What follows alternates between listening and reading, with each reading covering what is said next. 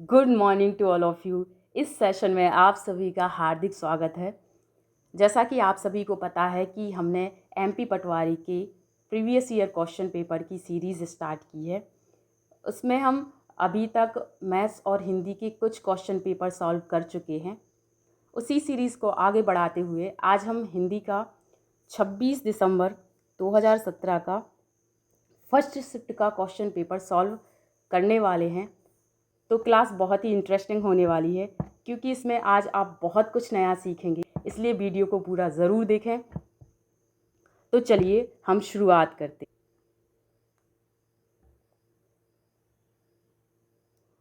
पहला क्वेश्चन है, कंठ से उच्चारित वर्ण हैं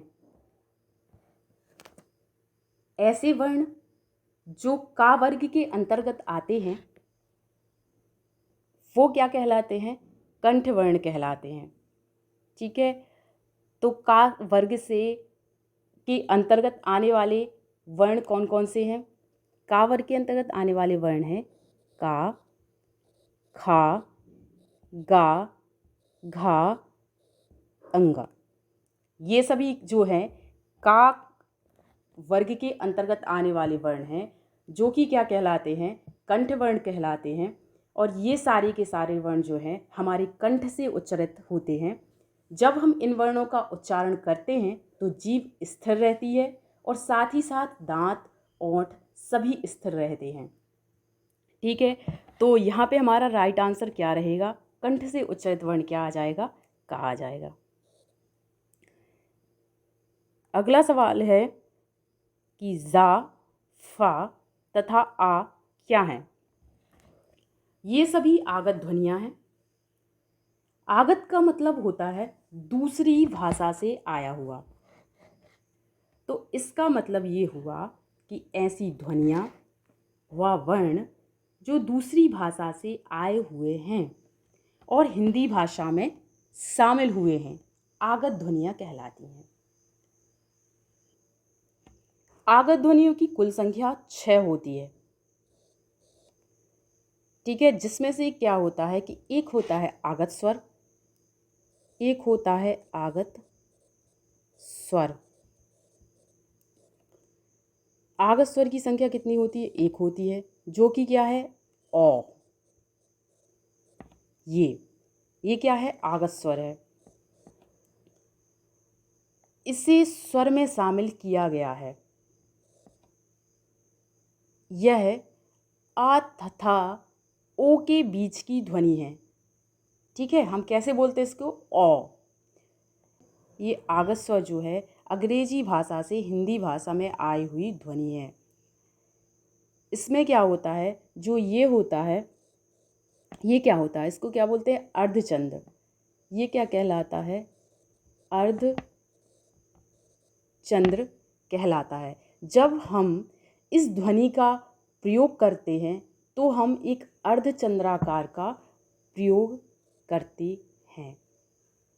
जैसे हम कुछ उदाहरण ले लेते हैं कि जैसे हाट है, हिंदी भाषा का शब्द होता है एक, क्या होता है? हाट, जिसका मतलब क्या होता है? बाजार।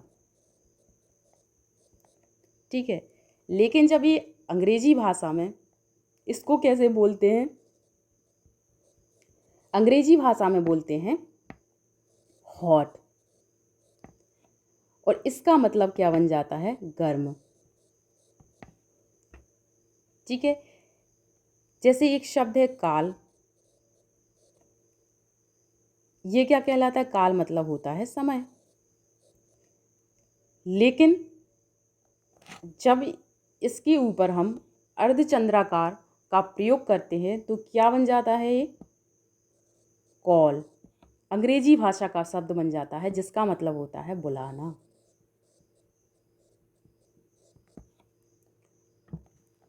एक और जैसे है बाल, बाल का मतलब होता है सिर के बाल, सिर के बाल। लेकिन जब इसके ऊपर हम क्या लगा देते हैं? अर्धचंद्राकार लगा देते हैं, तो इसका मतलब हो जाता है बॉल। बॉल मतलब होता है गेंद। ये तो हो गए आगत स्वर। आगत स्वर की संख्या 1 होती है और जो कि क्या है औ। ठीक है, ये सभी इसके उदाहरण हैं। अब बाकी के बचता है क्या, आगत व्यंजन, जिनकी संख्या कितनी होती है, 5 होती है। ठीक है, वो कौन कौन से हैं?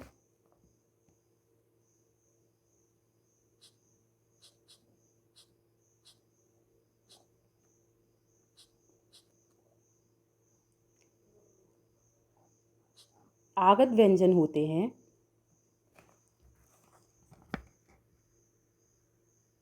इनकी संख्या कितनी होती है, 5 होती है।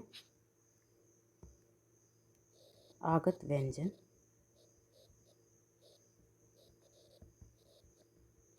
इनकी संख्या 5 होती है। ये कौन कौन से हैं? ये है का, खा, गा, जा, फा। ठीक है, ये कहाँ से आए हुए हैं? ये आया है का से, ठीक है, ये आया है खा से, ये आया है गा से, और ये क्या है, जा से आया, और ये है फा। ठीक है, जब हम इनको बोलते हैं ना, जब हम इनको बोलते हैं तो क्या होता है, सामान्य ध्वनि से ज़्यादा ध्वनि निकलती है और इन्हें व्यंजनों में शामिल किया गया है। ठीक है, शुरू के जो 3 वर्ण होते हैं ये, इनमें नुक्ते का प्रयोग अनिवार्य ना होकर हमारी इच्छा पर निर्भर करता है। और जब जो यहाँ पे हमने क्या किया है कि ये जो होता है ना, ये नुक्ता कहलाता है। नुक्ता, ये जो बिंदु है ना, ये नुक्ता कहलाता है। तो जो आगत व्यंजन है उनमें क्या होता है कि हम जो का, खा, गा, जा, फा है, इन सभी के नीचे यहाँ पे क्या लगा देते हैं, नुक्ता का प्रयोग करते हैं। ठीक है, तो इन्होंने बताया है कि जो शुरू के 3 वर्ण है ना, का, खा, गा, इनमें नुक्ते का प्रयोग अनिवार्य ना होकर हमारी इच्छा पर निर्भर करता है। और जब हम जा और फा में नुक्ता लगाते हैं तो क्या होता है, उर्दू तथा अंग्रेजी दोनों ही भाषा के शब्द बन जाते हैं। ठीक है, तो आगत व्यंजन जो है, ऐसे व्यंजन होते हैं जिनमें ये क्या होते हैं कि जो हम जब का को बोलते हैं ना तो कैसे बोलते हैं, का, खा, गा, जा, फा। लेकिन जब इनका उच्चारण करते हैं आगत व्यंजन का, तो इनमें क्या होता है, ये सामान्य व्यंजन है, और जब इनका उच्चारण करते हैं आगत व्यंजन का, तो थोड़ा सा हमारे लिए क्या होता है, हमारी ध्वनि जो है वो कैसी निकलती है, थोड़ी ज़्यादा निकलती है। जैसे हमने जा को बोला तो यहाँ पे हमने जा बोला, और यहाँ पे क्या बोला, जा, फा, ऐसे निकलता है। ठीक है, और ये जो बिंदु होता है वो नुक्ता कहलाता है। तो जा और फा में नुक्ता लगता है, लेकिन का, खा, गा में इच्छा के ऊपर निर्भर करता है। और जब जा और फा में नुक्ता लगता है तो 2 प्रकार के, दोनों भाषाओं के शब्द बनते हैं, एक उर्दू बनता है और अंग्रेजी बनता है। ठीक है, तो जैसे हम उदाहरण देखें कि एक शब्द है फन। ठीक है, फन का मतलब होता है कि सांप का उठा हुआ मुंह। ठीक है, और लेकिन जब हम इसमें नुक्ता का प्रयोग करते हैं तो ये कैसा हो जाता है, फन। ठीक है, जिसका मतलब क्या होता है, हुनर। ठीक है, और जैसे हमने बोला एक राज, राज का मतलब क्या होता है, शासन। लेकिन जब इसमें नीचे नुक्ता का प्रयोग होता है ये, तो ये क्या बन जाता है, इसका मतलब क्या होता है, रहस्य। राज मतलब रहस्य। ठीक है, तो इसी तरीके से आगत ध्वनियों की संख्या कितनी होती है, टोटल 6 होती है। आगत व्यंजन 5 होते हैं, आगत स्वर 1 होता है जो कि क्या होता है, औ, और इनकी टोटल संख्या 6 होती है। ठीक है, ये क्या करते हैं कि ये ऐसी ध्वनियाँ होती हैं, आगत ध्वनियाँ, जो दूसरी भाषा से हमारी हिंदी भाषा में शामिल हुई हैं। ठीक है, तो जा, फा तथा ओ आगत ध्वनियाँ हैं। ठीक है, तो इसका राइट आंसर क्या रहेगा? आगत ध्वनियाँ। नेक्स्ट है, किस शब्द में अनुनासिक का प्रयोग है? अब ये अनुनासिक क्या है? अनुनासिक स्वर है, ठीक है, और इन स्वरों के उच्चारण में मुंह से अधिक तथा नाक से बहुत कम सांस निकलती है, और इन स्वरों पर क्या होता है कि चंद्र बिंदु का प्रयोग होता है, और ये क्या है? यही चंद्र बिंदु कहलाता है। ठीक है, तो जैसे गाँव है, आँख, ये सभी क्या है?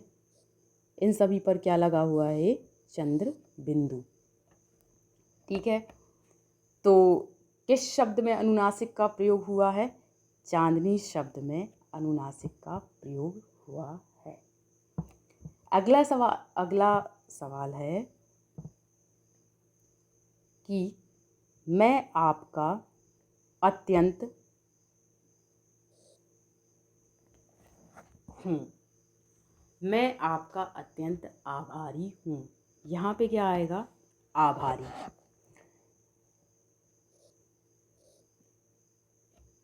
ठीक है, आभारी का मतलब होता है एहसान मानने वाला। ठीक है, आभारी का मतलब होता है एहसान मानने वाला। आभारी के और भी पर्यायवाची शब्द हैं, जैसे शुक्रगुजार, शुक्रगुजार, कृतज्ञ, उपकृत, कृतार्थ, अनुग्रहीत,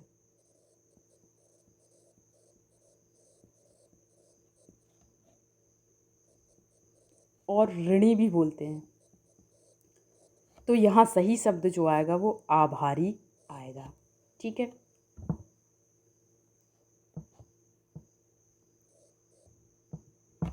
नीचे दिए गए वाक्य में प्रयुक्त निपात शब्द को बताइए। मेरे तो गिरधर गोपाल, दूसरा न कोई।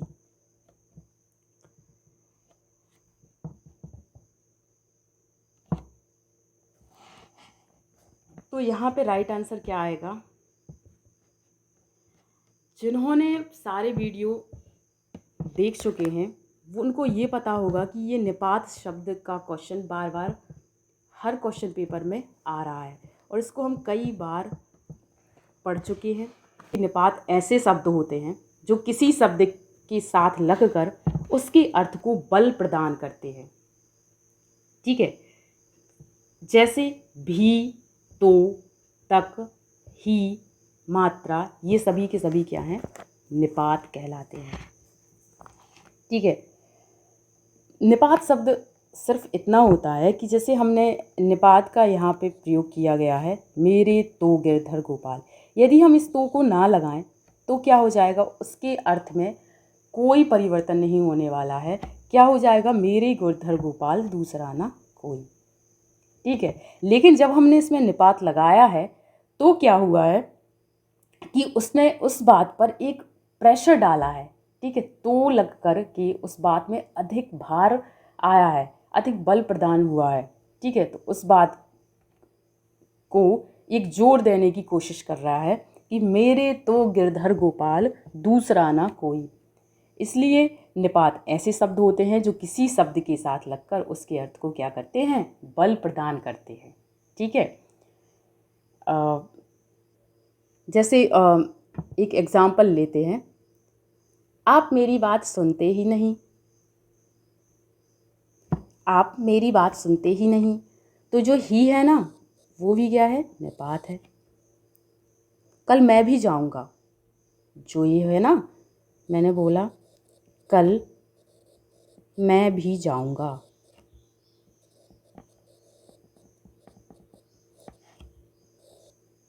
तो भी जो है वो क्या है? वो भी क्या है? निपात है।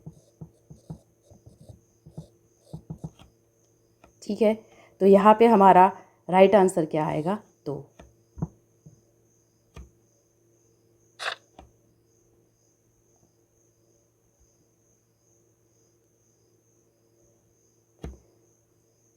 अगला क्वेश्चन है, वृक्ष का पर्यायवाची निम्न में से कौन सा है? वृक्ष के पर्यायवाची कौन कौन से हैं? गाछ, तरु, पेड़ भी बोलते हैं, द्रुम, इसको द्रुम कहा जाता है, द्रुम भी बोला जाता है, पादप और विटप, साखी, ये सभी वृक्ष के पर्यायवाची शब्द हैं। तो यहाँ पे राइट आंसर क्या होगा? द्रुम। जिसके आने की तिथि ना मालूम हो उसके लिए एक शब्द निम्न में से कौन सा है? अतिथि इसके लिए वो शब्द है। ठीक है, अतिथि का मतलब क्या क्या होता है? मेहमान। इसके और भी पर्यायवाची शब्द हैं, जैसे है मेहमान,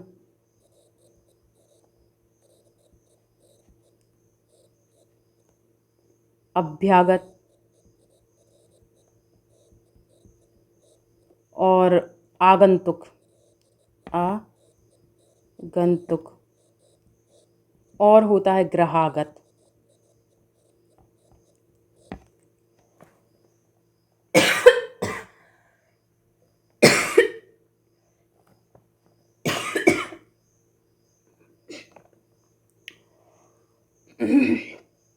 सॉरी।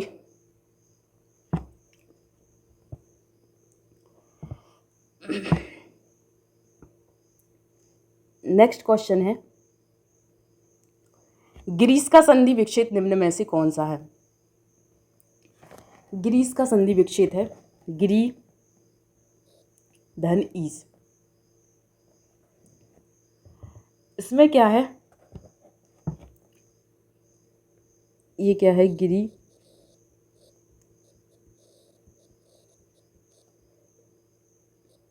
इसमें ई मिला है और ई, जब इन दोनों को मिलाया गया है तो क्या बन जाता है? ई। एक्चुअली में हो ये रहा है कि यहाँ पर दीर्घ संधि आई हुई है। ठीक है, ये क्या कहलाती है? दीर्घ संधि कहलाती है। जब क्या हो, जब दो समान स्वर मिलते हैं तो वो क्या हो जाते हैं? दीर्घ हो जाते हैं। ये समान स्वर हैं, जब दो समान स्वर मिलते हैं तो वो क्या हो जाते हैं? दीर्घ हो जाते हैं। जैसे आ है, आ, ई, ई, ऊ, ऊ, ये सभी जो है जब आ, ई, ई, ऊ, ऊ, इन सभी से क्या होते हैं? मिलते हैं तो क्या होता है? वो दीर्घ हो जाते हैं। आ, ई, ऊ बन जाते हैं। ठीक है, मतलब ये है कि जैसे आ है जो शब्द वर्ण है, ये या तो आ से मिल जाए या इससे मिल जाए तो वो क्या बनाएगा? ये बनाएगा। ठीक है, यदि ये वाला आ है, ये भी यदि इन दोनों में से किसी से भी मिल जाए, इसमें से या इसमें से, तो भी क्या बनेगा? दीर्घ ही बनेगा। इसी तरह आगे भी सभी वर्णों के साथ होता है कि यदि ई है, या तो ई से मिल जाए या ई से मिले तो क्या बनेगा? दीर्घ बनेगा। ठीक है, इसलिए इसको क्या बोलते हैं? दीर्घ स्वर संधि कहा जाता है। इसके और भी हम जैसे उदाहरण, जैसे एक है सीमा धन अंत। ठीक है, क्या आ जाएगा? सीमांत। यहाँ पे क्या क्या मिला है? आ और आ। ठीक है, ये दोनों मिलकर के क्या बनाया इन्होंने? दीर्घ बनाया है, आ। इसी तरह से और भी है, जैसे हमने बोला अति धन इव, अति धन इव, क्या हो जाएगा? अतीव। ठीक है, क्या आ गया है? ई मिला है और ई मिला है, ये दोनों मिलकर के क्या बन गया? ई, जो कि क्या है? दीर्घ है। ठीक है, और भी एग्जाम्पल ले लें, जैसे हमने बोला कि जैसे कोई एग्जाम्पल ले लें हम। अच्छा, योगी धन ईश्वर, क्या बन जाएगा? योगीश्वर। ठीक है, हरि धन ईश, हरीश। ठीक है, ये सभी क्या हैं? दीर्घ स्वर संधि के उदाहरण हैं। तो यहाँ पे क्या बना है? हमारा आंसर आया है गिरी धन ईश। अगला सवाल देखें हम, क्या है? मनोहर का संधि विच्छेद निम्न में से कौन सा है? मनोहर का संधि विच्छेद क्या होगा? मनः धन हर। ठीक है, इसमें क्या होता है कि विसर्ग से पहले आ। ठीक है,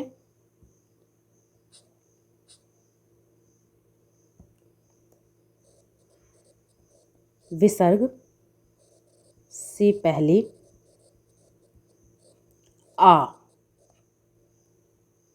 तथा उसके बाद तीसरा, चौथा और पांचवा वर्ण। ठीक है, या फिर या, रा, ला, वा या हा हो, तो क्या होता है? विसर्ग का ओ हो जाता है। जो ये विसर्ग है उसका क्या हो जाता है? ओ हो जाता है। ठीक है, तो यहाँ क्या आ जाएगा? यहाँ ओ है, इसलिए यहाँ पे क्या आएगा? मनः धन हर। विसर्ग के पहले क्या है? आ है, ना। ठीक है, इसमें क्या है? आ, और उसके बाद क्या है? हा है, इसलिए ये क्या हो गया? मनोहर। इसी तरह जैसे हम देखें, अधा धन गति, तो ये क्या हो जाएगा? अधो गति। ये विसर्ग से पहले क्या है? आ है, और उसके बाद क्या है? गा है। गा क्या है? वर्ग का तीसरा वर्ण होता है। का, खा, गा। ठीक, गा क्या है? तीसरा वर्ण है। और तो ये दोनों मिलकर के क्या बन जाते हैं? जब ऐसी तीसरा वर्ण है, इसलिए क्या हो जाएगा? ओ हो जाएगा। विसर्ग के पहले आ है, तो ये मिलकर के क्या बन जाएगा? ओ बन जाएगा। ठीक है, मनः धन योग, क्या हो जाएगा? मनोयोग।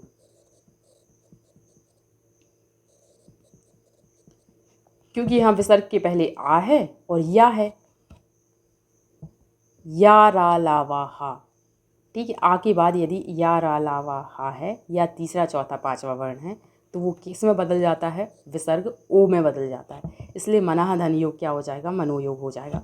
अगला क्वेश्चन हम करेंगे अब, मूक का विलोम शब्द क्या है? मूक का विलोम शब्द क्या होगा? मूक मतलब क्या होता है? मूक के पर्यायवाची, पहले तो मूक के पर्यायवाची देख लेते हैं अपन क्या क्या होते हैं। मूक का मतलब क्या होता है? गूंगा होता है। इसके और भी पर्यायवाची शब्द है, जैसे अवाक। ठीक है, वाणी रहित,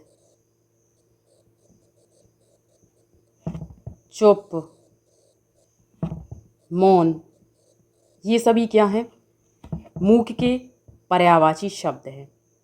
ठीक है, तो फिर मूक का विलोम शब्द क्या होगा? मूक का विलोम शब्द होगा क्या होगा? वाचाल। ठीक है, मूक का विलोम शब्द क्या होगा? वाचाल। आ प्रत्यय से बना शब्द निम्न में से कौन सा है? आ प्रत्यय से बना शब्द कौन सा होगा? इच्छा, आ। धर्माधर्म शब्द निम्न में से कौन सा समास है? धर्माधर्म, जब इसका हम समास विग्रह करेंगे तो ये क्या बन जाएगा? धर्म और अधर्म। ठीक है।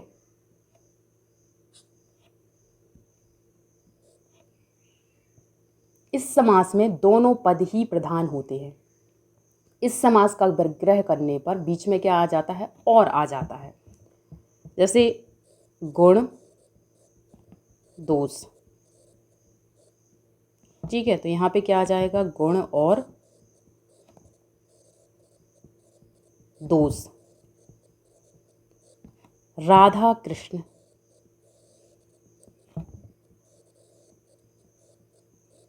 समास विग्रह करने पर क्या हो जाएगा? राधा और कृष्ण।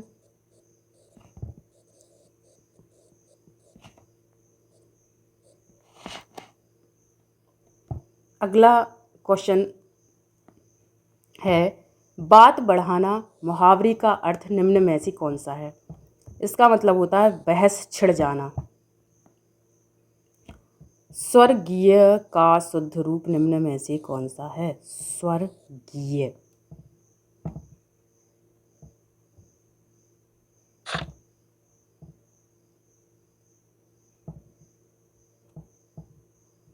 हाँ, नेक्स्ट क्वेश्चन है, अभी तो मुकुट बंधा था माथ, हुए कल ही हल्दी के हाथ, खुले भी ना थे लाज के बोल, खिले थे चुंबन शून्य कपोल। इन पंक्तियों में निम्न में से कौन सा रस है? इन पंक्तियों में कवि ने एक नवविवाहित के पति की मृत्यु का वर्णन करते हुए बताया है कि अभी तो मुकुट बंधा था माथ। अभी तो उसके पति के माथे पर विवाह का मुकुट बंधा था। हुए कल ही हल्दी के हाथ, और कल ही तो हाथों में हल्दी लगी थी। खुले भी ना थे लाज के बोल, मतलब जो उसके हृदय में अपनी पत्नी के प्रति प्रेम भाव था वह लज्जा के कारण उसे कह तक नहीं पाया। आगे है, खिले थे चुंबन शून्य कपोल। कपोल मतलब होता है गाल। जो उसके कपोल थे वो चुंबन शून्य थे। तो यहाँ पे क्या है? यहाँ पे करुण रस है, क्योंकि जहाँ किसी प्रिय वस्तु का विनाश, किसी अपने से बिछुड़ने इत्यादि के कारण मन में जो दुख का भाव उत्पन्न होता है तथा जब वह रस की अवस्था में पहुँच जाता है तो उसे क्या कहा जाता है? करुण रस कहा जाता है। और इसका स्थायी भाव क्या होता है? शोक होता है। ठीक है, तो यहाँ पे क्या रहेगा? करुण रस इसका आंसर आएगा। ठीक है, अगला क्वेश्चन है, बढ़ते नंद सा वह लहर गया में कौन सा अलंकार है? सही विकल्प चुनिए। इसमें उपमा अलंकार है, क्योंकि यहाँ तुलना नद से की गई है, और जब काव्य में किसी वस्तु या व्यक्ति की तुलना किसी अत्यंत प्रसिद्ध वस्तु या व्यक्ति से की जाती है तो उसे हम क्या बोलते हैं? उपमा अलंकार कहते हैं। तो यहाँ पे राइट आंसर क्या आएगा? उपमा अलंकार।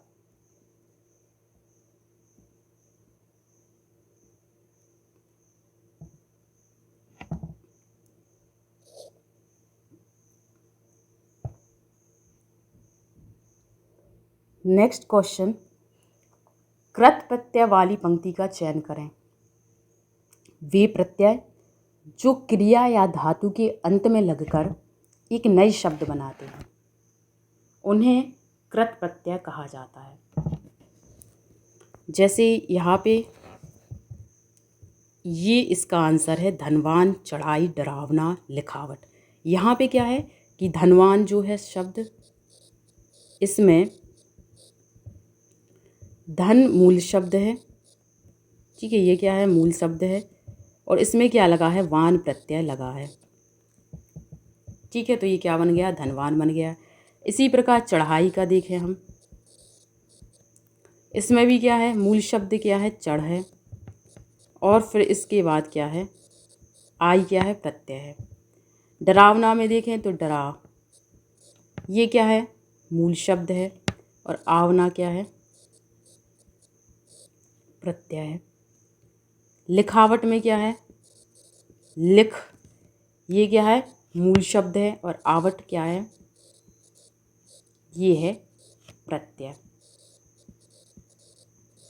ठीक है, तो इस तरीके से कृत प्रत्यय वाली पंक्ति जो है वो क्या है, धनवान, चढ़ाई, डरावना, लिखावट। ठीक है, नेक्स्ट, जहाँ वर्णों की आवृत्ति के कारण नाद सौंदर्य उत्पन्न होता है वहाँ कौन सा अलंकार होता है? वहाँ पर अनुप्रास अलंकार होता है। ठीक है, नाद से मतलब होता है, नाद से अभिप्राय ये है कि शब्दों की ध्वनि के कलात्मक संयोजन। ठीक है, शब्दों की ध्वनि के कलात्मक संयोजन से इनका मतलब है, नाद से मतलब जो है वो इस तरीके का है, शब्दों की ध्वनि के कलात्मक संयोजन। ठीक है, नाद सौंदर्य जो है का मतलब ये होता है कि यहाँ पर लिखा हुआ है नाद सौंदर्य। ठीक है, नाद सौंदर्य का मतलब होता है जो कविता के स्थायित्व को बढ़ाता है। ठीक है, तो जहाँ वर्णों की आवृत्ति के कारण, वर्णों की जब आवृत्ति होती है तो उसे हम क्या बोलते हैं, अनुप्रास अलंकार कहते हैं। ठीक है, तो यहाँ पे क्या आ जाएगा राइट आंसर, अनुप्रास अलंकार। नेक्स्ट क्वेश्चन है कि जिस छंद के प्रत्येक चरण में 28 मात्राएं होती हैं और 16वीं तथा 12वीं मात्रा पर यति होती है उसे क्या कहते हैं? उसे क्या बोला जाता है, हरि गीतिका कहा जाता है। ठीक है, हरि गीतिका कहलाता है। जहाँ पर क्या होता है कि ये जो हरि गीतिका है ये एक 4 चरण वाला सममात्रिक छंद होता है और इसके प्रत्येक चरण में 28 मात्राएं होती हैं, 28 मात्राएं होती हैं।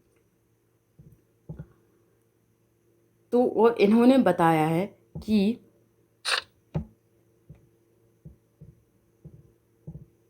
कि 16वीं तथा 12वीं मात्रा पर यति होती है। ठीक है, तो हरि गीतिका में 16वीं तथा 12वीं मात्रा पर यति होती है। जैसे हम एक उदाहरण ले लेते हैं कि सबसे पहली बात तो ये है कि यति क्या होता है। ठीक है, 16वीं तथा 12वीं मात्रा पर यति होती है। सबसे पहली बात तो ये आता है कि यति क्या होता है। तो यति जो होता है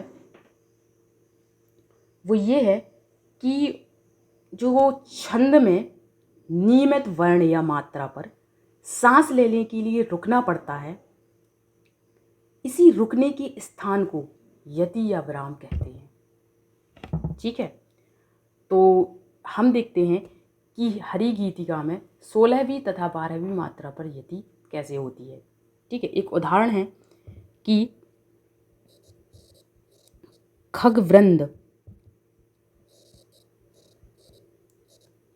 खगवृंद सोता है अतः कल,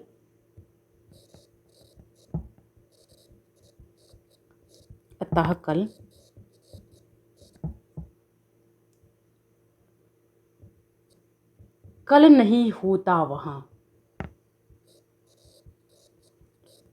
कल नहीं होता वहाँ।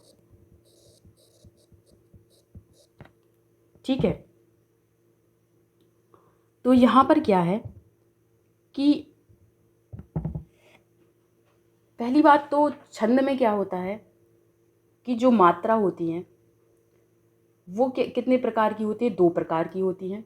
एक होती है लघु मात्रा और दूसरी होती है गुरु मात्रा। ठीक है, जो लघु मात्रा होती है उसके लिए एक मात्रा होती है जिसको हम क्या करते हैं, इस चिन्ह के द्वारा बताते हैं, और गुरु के लिए 2 मात्रा होती हैं जो कि क्या कहलाता है, ये। ठीक है, तो यहाँ पे हम काउंट करेंगे कि कैसे 16 और 12वीं मात्रा पर यति होती है। ठीक है, तो सबसे पहली बात ये है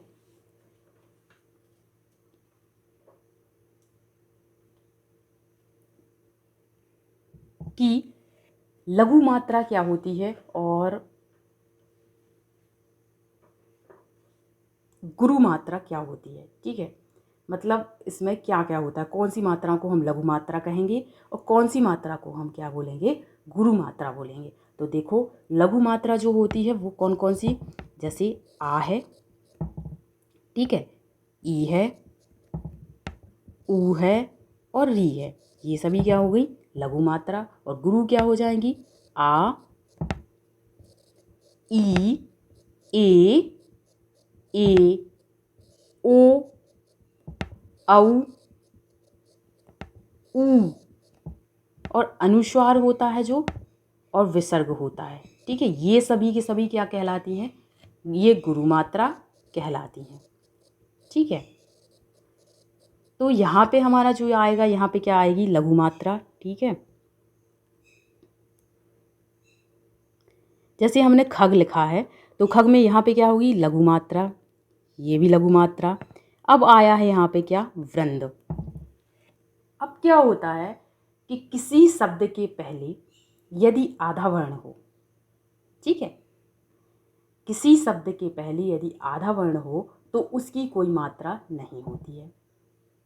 ठीक है, लेकिन यदि आधा वर्ण किसी वर्ण के बाद हो, ठीक है, आधा वर्ण किसी वर्ण के बाद हो, ये आधा है और किसी वर्ण के बाद हो, तो आधा वर्ण पहले में जुड़ करके क्या हो जाता है, गुरु हो जाता है। तो यहाँ पे जो व्रा है और आधा ना है, ये क्या बन जाएगा, गुरु बन जाएगा।